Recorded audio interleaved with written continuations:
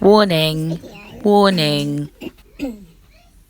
I will say, I really don't want any children under the age of 18 listening to this.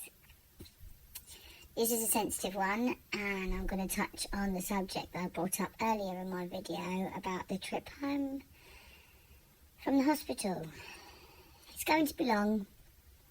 It's a lot to say. I don't even know how to start, really.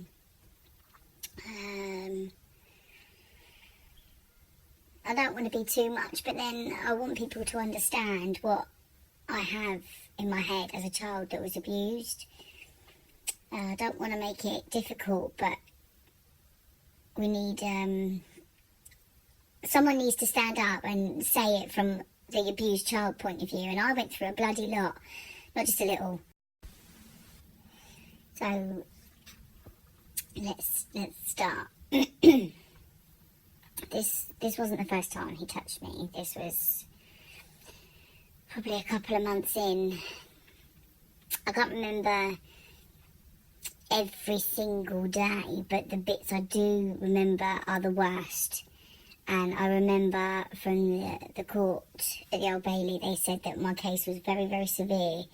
And some of the evidence I gave that was fresh in my memory, obviously, at the time of being a 7-year-old, just coming up to being a 7-year-old. So the evidence I gave was, they said, quite sickening.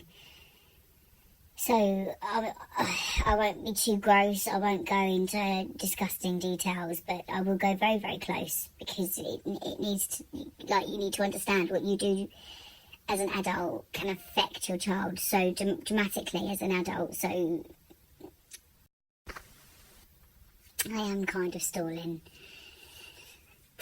Right, so the bit I remember from like the beginning bit was being in the hospital. I was being quite poorly. I was always quite poorly a child. I was quite healthy as a child, actually. Obviously, as an adult, though. We were in the hospital, just thinking, like, oh, I hope Lawrence is going to be okay. Just normal child memories. Everything was fine. It was just me, Mum, and Lawrence. It was nice. Even though he was in hospital, it was nice. Missing Bully, the dog at home. He was a rescue. He was a Alsatian Cross Doberman. He was just lush. He was my baby, and he was my everything. And as I said, like, he was the only one I could speak to because he couldn't speak. And as a child, I wasn't stupid, so I spoke to him because he couldn't tell anybody. But yeah, being at the hospital and I was being on oxygen and nebulizer because he had asthma. And yeah, he had asthma quite badly, so regular trips with Lawrence to the hospital for many, many occasions. We lived in Hackney Downs in London. I went to Benthall, the infant primary school, I think it is, from reception to year 1. So yeah, I was very, very young at this point. For I think just gone 4. And I just remember thinking, like, well, the nurse came in at one point and she was like, "Oh, we might have to get him to stay." I remember this quite clearly. And nothing was said. I just thought, oh no, Lawrence has got to stay. Like, oh, I might be able to stay in hospital. That'd be really cool. Because even back then in like the 80s, they had family rooms, and I thought, yeah, that'd be really cool. We can stay there and everything would be good. Didn't think about what could happen or anything bad. So we stayed in the hospital for a couple of hours. Obviously, he was on a nebulizer. They kept checking his oxygen levels, making sure he was okay. And then I just think, like, the next bit I remember is him, this bloke called Dave, this 6'3" bloke who was built like a fucking brick shithouse, dark black hair, scruffy beard, not really clean, coming in the room, sitting down, and my heart sank to my stomach, and my stomach sank into, as I'm now going to say, as an adult, my arsehole. Everything was empty. Everything was black, dark, sad. Didn't do anything. I just remember sitting there, just not moving. I stopped playing, stopped talking. Just didn't didn't do anything anymore. And I remember Kathleen, because she doesn't like that, so that's okay now, saying to me, "What's wrong? What are you not playing for anymore?" I just said, "Oh, I'm just getting tired, it's okay." Fucking now know that you did know, don't I? Hmm? Yeah, because she caught him coming out of my bedroom with a boner. When he first started doing it. And it went on for 2 years. Back to the nightmare that I have in my head. And the nurse came in the room and she said, his oxygen levels haven't improved that much really, and we're going to give him a bit of a stronger nebulizer. I don't think it was the normal stuff they give you. I think it was something a bit stronger. And Kathy was like, Kathleen, I will get this right by the time I'm halfway through making these videos, said, can you take her home to Dave? And I just had tears falling from my eyes. I wasn't crying. I wasn't sobbing at this point. I just had them streaming out of my eyes, falling down my face. And then the chin started, then the hyperventilating started, the feeling of dying, the feeling of my heart was going to explode, the crushing chest pain, then turned into the snot bubbles with the snot running down my face, to me crying, falling to the floor nearly, for her to turn around and say to me, "What the fucking hell do you think you're playing at?" And I said, "Can I stay, please, Mummy? Please. Please, can I stay with you? I don't want to go home. Bully will be fine, but please, please, please." As a just over 4-year-old, I begged her for ages, to the point where even the nurse came in because she could hear me and was like, "What?" I can't really remember what she was like, but it must have been like, "Is everything okay?" And I was just like, "Can I stay, please? Please, can I stay?" I know I begged everybody, apart from him in that room and Lawrence, if that I could stay, so I didn't have to go home with him. I know that he would touch me or insert something into me, or, as it will reveal in a minute, what he actually did do. And the lady was just, "I'm so sorry, my sweetheart, but we've got no room for you." She was such a lovely lady, and I just remember feeling like, am I going to be alive tomorrow? Is it just going to be that he's going to touch me? As a 4.5-year-old, just over 4-year-old, I should be thinking like this. It shouldn't be like this. You shouldn't ever put your children through this. So, Kathy put it in no uncertain terms to sort myself out, and I had to go home with him. Because I literally couldn't believe that she didn't pick up on my anxieties, my fear. I wasn't throwing a tantrum. I was crying. I was sobbing. I was a mess. I had to go home. I don't remember leaving the hospital. I don't remember getting in the van. I remember being in the van, going home, leaving the hospital, going past this building site, and I was just looking up at the stars and just thinking, why me? Why does he have to why does it have to be me? Why does he have to touch me? What did I do wrong? What did I deserve? Did I deserve this? And as we went past the building site, I just remember seeing JCBs. I had tears running out of my eyes just looking at these yellow JCBs, which now I actually feel sick when I see one as an adult still. Physically want to throw up. And I remember just being in the cab of his transit van, looking out the window, and I just didn't know. I just felt numb, just didn't want to do anything. And he was chatting away, can't remember what he said, but the worst thing he said to me was, "Oh, why don't you smile?" Smile? What have I got to smile about, mate? You're going to touch me in a way I don't want to be touched in, as I understood as a child. Now I know he's just a fucking nonce. But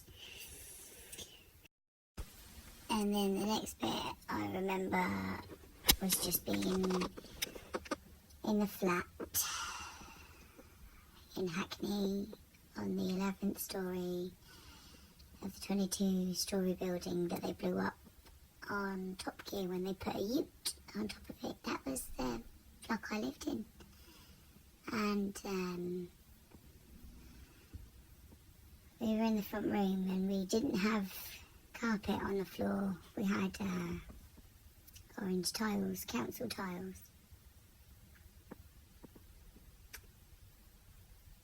And I just remember him sitting there with his jeans around his ankles, and he put a video in the video player and turned the TV on. I was in my nightie.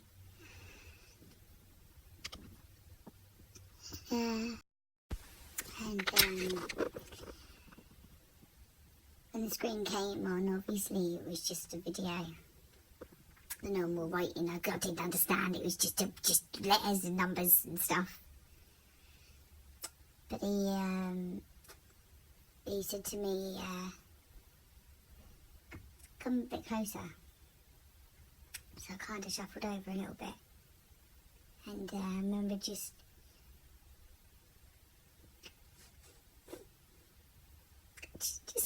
feeling sick. Just feeling so lonely. And so empty and scared. Because no one was there. Like my mum wasn't there, no one was there. I was there with him on my own, and no one could save me. I couldn't tell anyone. The video came on and so I just composed myself a little bit, and when I sat closer to him, he started stroking my hair and telling me how much of a lovely little girl I was, and how special I was, and how not to forget what he told me the first time after he'd sexually had intercourse with me. So I think I just nodded, just in silent fear. So we sat there.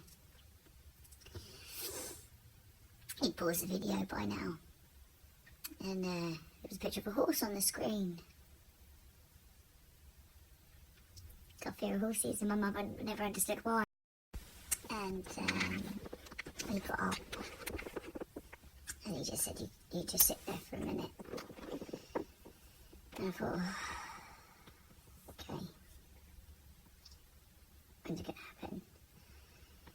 Pressed play on the video player, VCR. And then this lady gets on the horse in her riding gear with like a long coat. And she's riding through a forest. And these men jump out from behind the trees, rip her off the horse, and rape her in front of my eyes. I am having to sit and watch the video because every time I look away, he pushes my head towards the TV. So I couldn't look away. And he starts to push his boxer shorts down because his jeans are down. And this video, they just all taking turns raping this woman, and I'm having to sit there and watch this, and I'm crying. I feel sick. I understand these feelings as an adult now. I understand every feeling that I was going through right now. I was disgusted, absolutely petrified. And then, do you know what he said? Can you put your mouth on my penis? So I edged towards him and got closer and put my mouth closed, touching his penis. And his response to me doing that was, I feel sick. Obviously, I can smell his penis. I'm breathing through my nose. I have my head in his crotch. A full-grown man. I think he was like late 20s, early 30s. And I'm 4, just over 4. And he says to me, can you open your mouth? And in my head, and my mind, and my tummy, strongly is telling me, do not open your mouth. Don't do it. But I had to do it. Because he had his hand on my hair. And obviously things happened. And as a child, I didn't know that a penis could ejaculate like spunk. So for a long time, I thought he weed in my mouth. Oh, but let's give him a brownie point here. Do you know what he said? You can go and spit that out if you want. Thank you. Thank you so much. God damn. You had to have some respect somewhere. So I went to the toilet and I spat it out and I got my toothbrush. I remember this clearly. I know I was only 4, but I remember things like this because it is a trauma. And traumas never leave children, people. Understand this. A punch, an abuse, a swear word, something vile. We remember it. It ingrains in our mind. We don't forget it. And, so yeah, I washed my mouth out. And he called me back in. And I said, I need to go for wee-wees. Can I go for wee-wees, please? And I went for a wee and I thought, is this it? Crying. Feeling, understand now, violated by a grown man who should not have been anywhere near me or any children.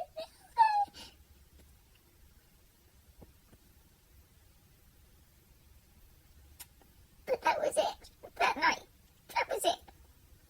And as an adult, I remember as a child thinking, that's wrong. And it is wrong. But that memory, it's as if it plays fresh, just as it happened all those years ago, 31 years ago. Now, I suffer with severe multiple PTSD, social anxiety and anxious depression.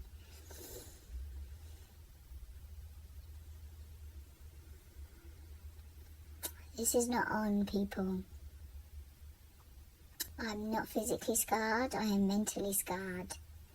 This is just a mild moment of one of the things he did to me, without going into complete detail.